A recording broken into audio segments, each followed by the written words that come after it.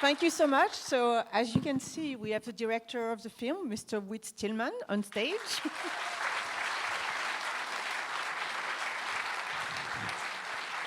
And we'd like to bring the dancing ad man himself, Mackenzie Astin, if he could come down. And the ad client, FBI agent, Michael Weatherly, Hap.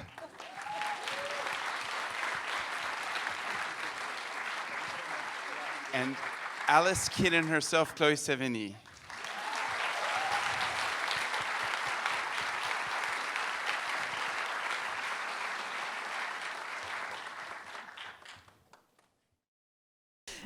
I think maybe we'll ask a few questions to start the discussion, and then we can open it up to the audience. We should also mention that we have some people in the audience who made the film. We have producer Cecilia Roque, editors Andy Hayfitz and Jay Perez, and composer Mark Suazo.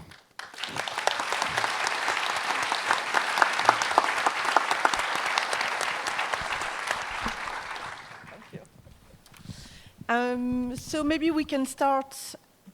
Maybe I have a question for you before we open up to what cast we have here tonight. As I mentioned in the introduction, a lot of your film deal with, it's not really coming of age. It's more like moving into adulthood, and there's a lot of sarcasm, irony. It's very well written, but you also have this nostalgia and of youth coming up. But setting it up in this specific time period. Can you maybe start with the original inspiration for the very specific Last Days of Discos, where discos is still great, but it's not the prime era of Saturday Night Fever? Well, the idea for the film came out of the shoot for our film Barcelona, where we had a really troubled shoot, and we were shooting at night a lot, and we found out that the 2 days when we shot in discos were perfect for shooting, because you could shoot during the day, there are no windows, and the crew really enjoyed it. They really liked the music, and so the idea was to have, so in that we had Mira Sorvino and Tushka Bergen dancing in discos, that beautiful women dancing in discos would be really cinematic, because when you're doing romantic comedies, essentially, romantic comedy dramas, to have it cinematic, to have it look like something, what could it be? And this was an important sort of period in our life in New York. It was when things were really different and really exciting, so it seemed like good material for a movie. And you've met Chloë at what point? You knew of her from kids, because it's pretty soon after. The editor who worked on Metropolitan and Barcelona also worked on kids, and he, urged me to see the cast of kids, particularly Chloë. And I think she was shooting something else for Castle Rock, maybe out of town, Palmetto, and so she finally came in, and we'd been under a lot of pressure to have big name stars in the movie because the budget was climbing. And we had actually decided to offer the part to a big star. And Chloë came in on the conversation was on Monday. Chloë came in on a Wednesday and was fantastic. And so I called up Castle Rock and said, I just saw someone fantastic. Chloë Sevigny said, oh, we love her from Palmetto. We've met her, blah, blah. So I said, but we've already offered the part to someone else. And he said, well, actually, the manager hasn't called back. So when they call back, we'll just say, well, never mind. They didn't know what the call was about. And so we were able to offer the part to Chloë. Officially offer the part. Yes. Okay, that sounds good. What about Michael and Mackenzie? At what point did they come into the film? I think pretty early. I think they were, early choices. I think I kept trying to get Mac play different roles. So I urged him to play Josh, and he refused. I kept wanting him to sort of. There was a sort of thing of moving the male actors around in different parts, and I think there was sort of the idea of which you didn't like, of playing the Josh part. That's wild. Because in watching it, 20 years, 21 years later, that's the part I wish I could have played. What a hero he is. You turned it down. He fills out that Harlequin costume a lot better, too. So I think you made the right choice. Do you have anything to add? I just remember when I got to audition, and I was so excited to audition for it. First of all, the script caused great consternation on the flight from Los Angeles to New York because I kept laughing out loud and disturbing pretty much everyone in coach. And I kept telling everyone, this is the funniest thing I've ever read in my life. And so it was highly unpopular. This is when you could smoke on planes, too, so it was a different time. But by the time I landed, I actually had this beard, and I went in and auditioned for Whit, and I was very excited to meet him because I loved his work and everything, and I could see that he kept sort of staring at my chin. And so when I finally met Whit on the first day of shooting, I was clean-shaven, and I had come up with this hairdo for Hap. And I walked up, and he looked at me, and he said, "Oh, that's what you look like." And so that was how Hap. And I always, for whatever reason, remember.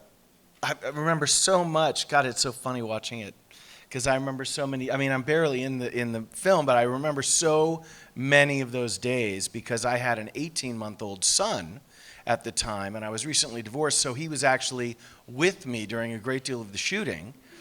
And sometimes the light would go red, and we were shooting, and people would keep talking, and he would go, "Shh!" And then I'd leave him on the grip truck for 10 or 15 minutes with, in the very responsible hands of some union members. My only direction of Michael was to get him to shave his beard, and it didn't work. It snaps back. So.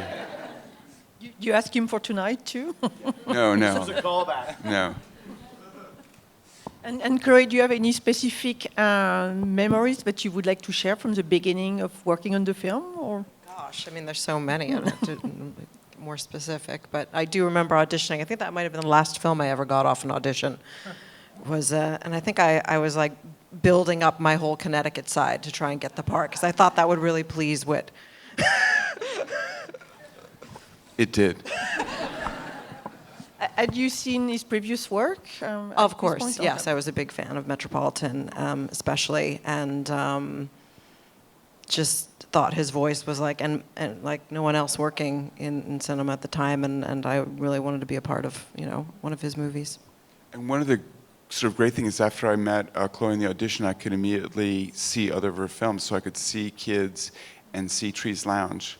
And I think people think that, Kids is so extreme and interesting in a completely different way than our films, but it was just so clear how, great Chloë would be in our film from the audition plus those two parts she had done. So, like, sometimes people think that we had something to do with finding the actors when most of the actors we got in our films were already like rocket ships going up. Maybe it didn't feel like that, but I think in the industry it was.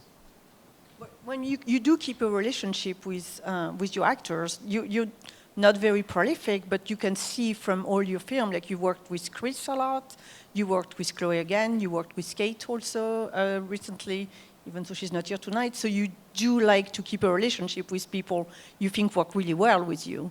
And that, I think it's the greatest thing to be able to work with the same people who you like working with. And I wish I'd been able to work with Michael and Mackenzie. But if the TV show finally happens, maybe stars of television will be able to. Well, Michael's going to have to shave, and Mackenzie's going to have to take whatever role comes to him and not complain. No, I think Michael can be as he is now. I think that'd be fine. Hemingway, it's coming. Keep drinking and growing more. I mean, yeah, the shirt with the little thing and the Hemingway too. Hi there. As I was watching the film, I just couldn't stop dancing. And I was wondering what made you pick those particular disco songs for the soundtrack. Thank you. Well, they seemed. I mean, they were great songs, and we loved them. And I think some of them we picked for shooting, so we sort of knew what we'd have. The only song with someone clearing all the songs, and he did a really, deal so we could get these great songs. The only song we couldn't get was "Upside Down" by Diana Ross. We got "I'm Coming Out," and we'd used that in the temporary track of two films, of this film and also of Barcelona, so we were sort of sick of it by then, so they said, fine to lose that. And, but I think we played, on set, we played Spinners, actually. I think you liked Spinners. Yeah, I still do. Yeah, Spinners and so it's good by really me. good sort of having, as the crew was doing the lighting and waiting, we'd, in the sound system, in the club, we'd be playing Spinners and things like that, so we'd have a variation of the disco music. So, did you blow most of the budget on right clearance for the music, or? It's really interesting how that's changed because the whole music business has sort of collapsed as far as CD sales, unit sales of films. So in those days, you could clear things more cheaply because you were sort of showing the films that people would later buy. Now, film and TV uses is like the big money place for music. So we couldn't make this film now with the soundtrack, because everyone would want too much money for each song, I think. Even the Spinners. We'll do the Spinners film someday. It's coming up. There's someone there with the glasses. Microphone is coming to you. Hi, thank you. What was the process of novelizing the Last Days of Disco, and you turned it into a book around 2014, I think? Well, it feels odd to be here with Mackenzie Astin because the conceit of the novel is that it's written by Jimmy Steinway, the dancing ad man. And so he's telling the true story of what happened behind the film. And then 15 years later or whatever, they come to see the rough cut of the film and to comment. We actually screened the film a lot in rough cut at the old screen room in Planet Hollywood, which is a really fun place to show something because you could bring drinks and food in. And then the real characters from the movie go to Petrosian and talk about things, and the story sort of advances. So for us, Strauss didn't want it to come out at the same time as the movie, and it couldn't have come out, and they gave me 2 years to write it. And it's really interesting experience, but probably a terrible thing to do. I mean, as far as, getting yourself out of the film business, it led to sort of 10 more years of not making a film, so I'm not sure if it's recommended. If I could just sort of add on top of that, I think for the actors, one of the great joys, as Michael mentioned, was to be able to read the screenplay. And so it's lovely, in my opinion, that there was an opportunity for the general public, if you will, to at least experience some of your work on the page. I think one of the things that we love about this movie, and that people love about Metropolitan and Barcelona, and the others, are how good the words are. And whether the performance it can add to that, obviously, but it's the words themselves that are just magic. And so I'm glad you brought up the book that was, of course, written by Jimmy Steinway, because I'm grateful that the audience has had an opportunity to read your words. It's well as seen your film. But there's something that came out of the film, didn't you become friendly with your roommate Holly? Didn't that become? People asked me about Last Days of Disco. I said, on a personal level, Tara Subkoff, who played Holly, became one of the closest people in my life, since then, and I've had, countless experiences, meeting people, doing projects together. It goes on and on and on. So, did you have a room together? I kind of slept on her couch for a while whenever I go to LA, but I wouldn't, not necessarily rooming, but No mooching. railroad apartment. Michael, do you think this movie led to your being cast in the investigative role? That you broke this big club? It led to investigations? It is the first time that I flashed a badge. And I can only tell you that 13 years of playing a federal agent on television is somewhat more limiting creatively. You didn't get to play an ad man too? I didn't get to dance with Kate Beckinsale and Chloe on NCIS, but I did get to yell a lot. Michael created the only ad lib in the final cut of one of our films, which is when he's going in for the raid and he's going by van, he flashes his badge and says, "We're on the list." Good Which one. was just private revenge for every time I've never been able to get into a club. At 50 years old now, I look back and, it is, I don't go to clubs anymore, I have no idea, but, that guy standing there, the arbiter of how your night will go, it's one of the more hilarious aspects of the movie because, and I don't know how it works now. I mean, I don't know if you have like a Tinder swipe to the right, no, I have the barcode on my phone. I don't know how people do things. Well, the person you're talking about, the door Nazi, Van, is now a really successful director, Burstiers. Chloe's directed films. Chris Eigenman's directing his second film now. Matt Ross did Captain Fantastic and another film. So it's sort of Tara directed a few films. Tara also, it's sort of a machine of directors, and Michael Weatherly has directed a beautiful documentary called Jamaica Man that was shown at Telluride that's really great and sort of inspires me for the Jamaican film I want to make, to see this beautiful version of it. And so the film has been sort of a petri dish of directors, so that's kind of cool.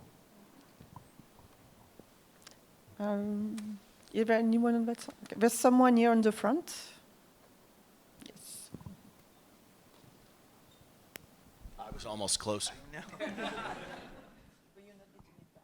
I was watching a documentary recently about Paddy Chayefsky, and it talked about these standalone monologues and elevated and challenging speech and use of thesaurus and dictionary terms, which people don't ordinarily speak in, and I thought, that sounds familiar to me. I've seen movies like that. If Chayefsky wasn't an influence on you, who was an influence on the way you write screenplays? I didn't use a thesaurus for this film. Okay. You authored the thesaurus. I knew most of the words. I don't know. It's really hard to know like where things. I mean, I think that someone said that the fact that J.D. Salinger would not, after the film Hasty Heart, a film version of, I think it was called that, of Uncle Wiggily in Connecticut, he refused to allow people to adapt his stories or work for films. And so I think there are a lot of frustrated filmmakers who cannot do J.D. Salinger, so they'd like to try to enter the world of J.D. Salinger like today in their own milieu, and what would that be like? And so I think there's certain novelists you think of, so Metropolitan would be very Fitzgerald influenced, and so I think it's really easy, it's kind of more interesting to be inspired by novelists you love when you're making films than just some other great filmmakers who you really admire, but it's not directly relevant. So I remember when the Cast Rock people saw the cut with the argument about J.D. Salinger stories in the dark, in the railroad flat, when Chloë proposes something Salinger-esque and Departmental Dan says he was, badly destroyed by Mary McCarthy and other people in his own day. The people at Cast Rock said, that'll cut $3 million off the gross. But they're being really optimistic because our full gross was $3 million. So I guess it would have been $6 million if it hadn't been for that scene. Well, two things. First, quickly, Chloë, I love the way you said, I love Uncle Scrooge. So thank you for that. And second, I really love the whole debate about Lady and the Tramp. And I mean, that to me was just fantastic. And just wondering, for Whit, what was how did that come about? I mean, did it just happen? I mean, what was the inspiration for the Lady and the Tramp debate? Well, it's all true. Girls have been programmed to like tramps, and it's Disney's fault. The thing is, when you're doing a film where there's going to be dialogue, people are talking about things, you want things that people throughout the country and throughout parts of the world are going to know about. And one thing people know about are Disney films, sort of the classic Disney films. And it's not an accident at the time I was writing this, I had 2 small daughters watching a lot of these films.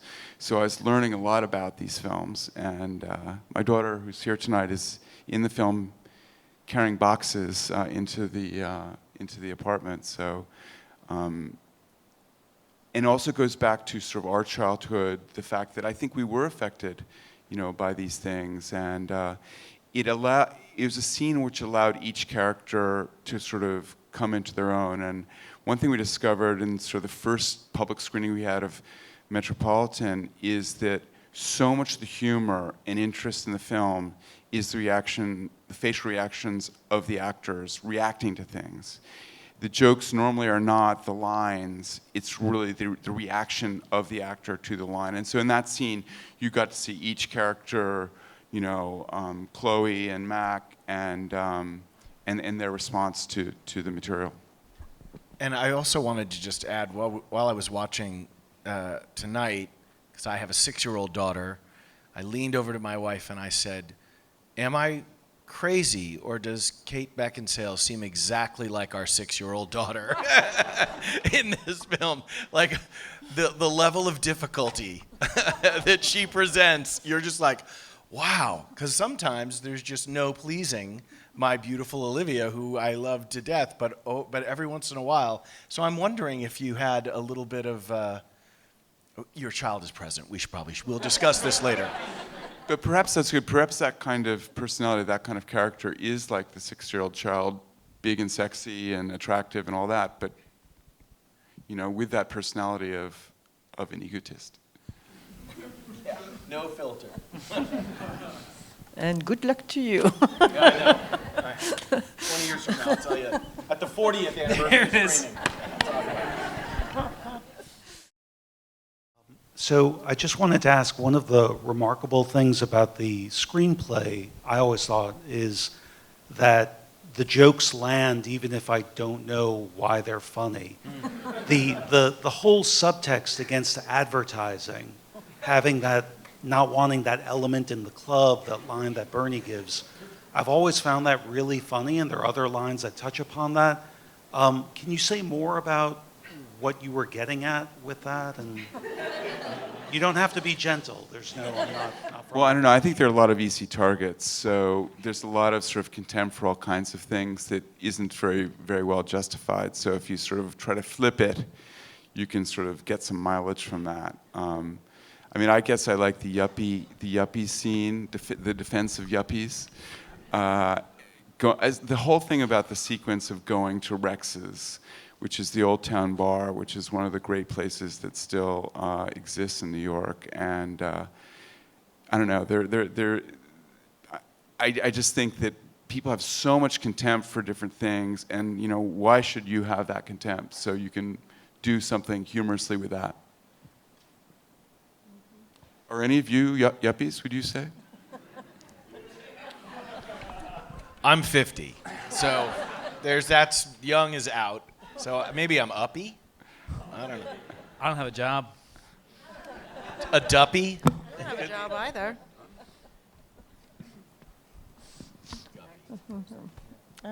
Someone there? Mr. Stillman, I'm curious about your personal experience with Disco and perhaps Studio 54 itself. Did you spend much time there? Can you talk about it? Oh, thank you for that. That's a question I wanted to ask. How many people here were ever in Studio 54 under the sort of Steve Rubell period, the sort of key period? That's okay. How many people here never saw this film before? Cool. Hope it wasn't too shocking for you. So, what was your question? Did you spend time there? I did, but not that much. I had a friend who from college who had a sort of no-show job, and he ended up getting into the entourage of Prince Egon von Furstenberg, Diana von Furstenberg's original husband. And I was working in a news service where we got out at 2 a.m. So he said, well, come to Studio 54. Come to Studio. It's called Studio, not like the film called 54, and I'll get you in. So that was one of the times I went. I went, various times, had big experiences there. First date with my future wife was there. And so the thing is, I think that these people are talking about it all the time, aren't necessarily going that much. It was like a big thing. You knew it was there. You'd go like 5 times, but it loomed sort of large in your life and your concept of what was happening in New York. And then you try other places when they came along and they weren't as good, but you were going out and trying that. But I think that these guys got the sort of continuation of that, because one of the false things in the film is that the sort of nightclub era didn't end. So yes, disco music ended and that kind of club ended, but that sort of nightlife culture continued. I'm not sure what it is now, but for a long time there's a lot of sort of nightlife clubs and all that. I'll say this: growing up, I was born in '73, so growing up in the middle and late '80s, you heard a great deal about this incredible experience that the '70s was, and it was, perhaps glorified in a number of ways, or lionized in a manner that maybe it might not have deserved, but it was this romanticized period that we heard about, that like, oh, the '70s was so, and I was able. So to get the job was super exciting, because we were going to sort of recreate this experience. And as an individual, I stole a moment while we were shooting. I wasn't in the scene. There was this amazing theater in Jersey City where the nightclub was filmed, and I think it was on the way to being torn down, and we were able to get in there before it was, and it was just a magnificent space. And as Whit said, there was music playing for some of the dance scenes so that people could move to something. And I got all the way up to the top of the building and looked down over this nightclub floor, and squinted, if you will, metaphysically, and all of a sudden, with the music playing, like I was in the '70s, and it was, or the very early '80s, and it was, I don't know, for someone who hears about it as a kid so much, being this incredible thing, to be able to sort of be there, or pretend to be there, felt pretty good for a 22-year-old. I was hammered too, so that helped. That was the Lowe's. I'm not sure if it's called the Lowe's Jersey City, the Lowe's Journal Square. It's a huge theater that's still there. It was being restored, and it's been showing movies. I think they're trying to raise money for that, but they have a film program there. And there's another film, a John Turturro film, that was trying to shoot at the same time, and we did a compromise where they paid for the red carpet and we paid for everything else, and we shared the space.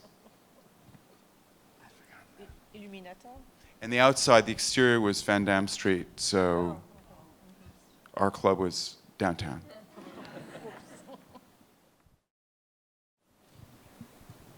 Hi, my question's about a specific scene, the one in which Alice and Josh's character are having a conversation in front of the Maine.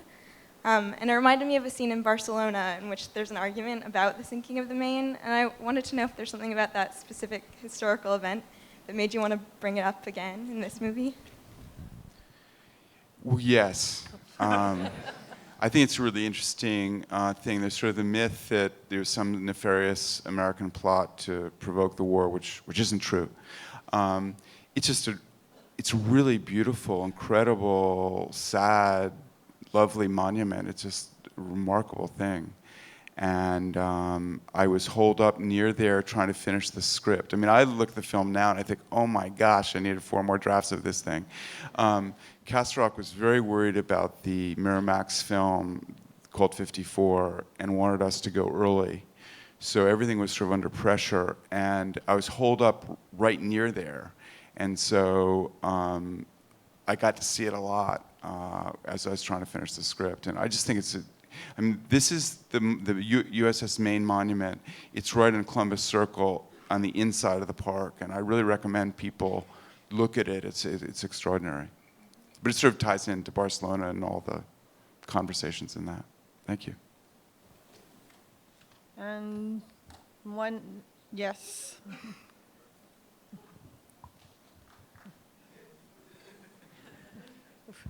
Hi, great film, first time seeing it, really enjoyed it. My question is really for all of you. In 20 years, a lot of life happens. So I just wanted to see if in 20 years, how you guys have evolved as artists and as people, as a writer and director, or as actors and artists, because I think this film is great, and the fact that your careers have gone on to so many different things. I've been really trying to inspired get back to this sort of performance, as a matter of fact. I did a film with Alex Ross Perry last year called Golden Exits, and I was like, I'm going to try and play this kind of as Alice and see if I can capture some of whatever was happening here. I was very shy and frightened of Whit on a lot of levels, and also in awe, and maybe had a bit of a crush. And so I was like, it was a lot of mixed emotions, but I've been trying to get back to that. I think that kind of have this wayward kind of thing in it, and yeah, I've been trying to get back to that kind of acting somehow. I was, I had done 3 years on a soap opera, and when I got out of the soap opera, I did a television pilot for Aaron Spelling, where I was a boat captain, and I wore shorts a lot, and then I think I was in a mini-series about an asteroid headed towards Earth. So there was a moment somewhere Was early it headed on. towards the disco? I was in my little tiny trailer space, but I had a little DVD player, and I was watching a Klaus Kinski movie, Aguirre, Wrath of God, and Chloë was walking by on her way to the set, and she said, "What are you watching?" And I said, it's this Werner Herzog. And she goes, "Oh." And then she kept walking, and I thought, I've either offended Chloë in some way, or she suddenly approves of me in another way. But I will say that there's this moment for me, and it's this bifurcation. It's an absolute, scar, if you will, deep in the slab of, as a young actor, to be in the presence of people who took themselves, their jobs, their art, their creativity and wit at the helm of all of that, taking all of it extremely seriously, and a lot of laughter and a lot of fun included in that.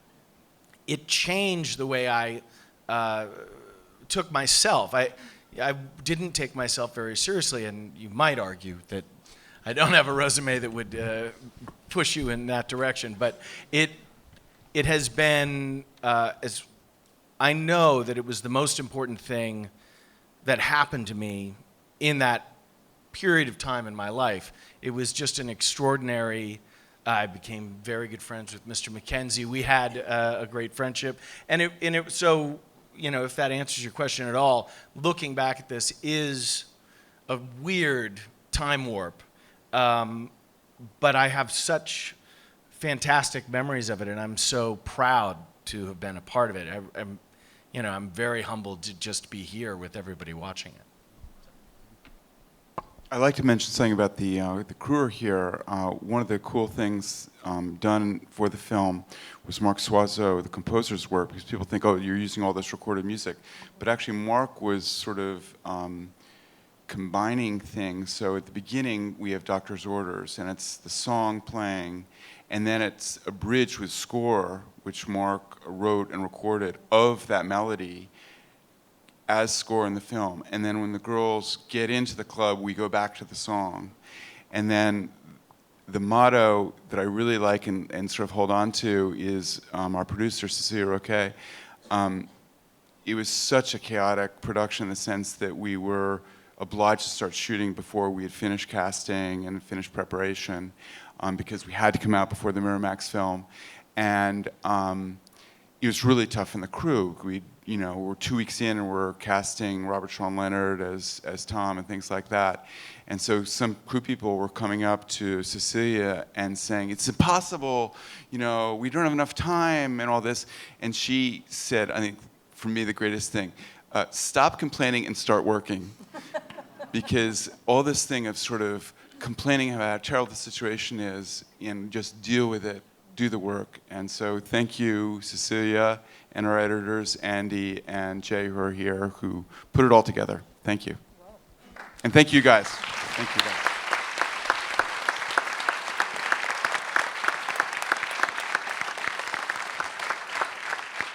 I think it's a great note to end this discussion on. So thank you so much for being here. Thank you for sharing this moment. And I hope you'll come back soon. We don't need to wait another 20 years.